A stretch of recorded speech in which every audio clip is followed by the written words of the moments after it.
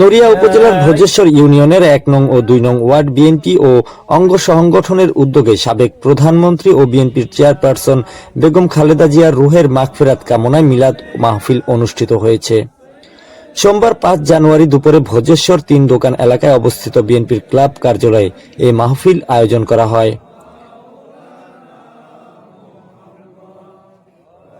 মিলাদ মাহফিলে পবিত্র কোরআন তিলাওয়াত, দরুদ পাঠ ও বিশেষ মোনাজাত অনুষ্ঠিত হয়। মোনাজাতে বেগম খালেদা জিয়ার রুহের মাগফিরাত কামনায় পাশাপাশি দেশ ও জাতির শান্তি, সমৃদ্ধি এবং গণতন্ত্র পুনরুদ্ধারের জন্য দোয়া করা হয়।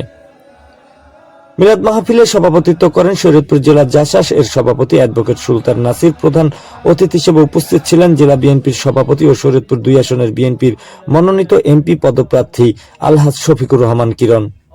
এই সময় উপস্থিত ছিলেন উপজেলা বিএনপির সহসভাপতি সালাউদ্দিন, উপজেলা যুব দলের সভাপতি নিক্সন খান, সাধারণ সম্পাদক মাহবুবুর রহমান খোকন, উপজেলা স্বেচ্ছাসেবক দলের সভাপতি উজ্জ্বল শরীফ, ছাত্র দলের সাব্বির দেওয়ান সহ অঙ্গ সংগঠনের নেতাকর্মী ও স্থানীয়রা।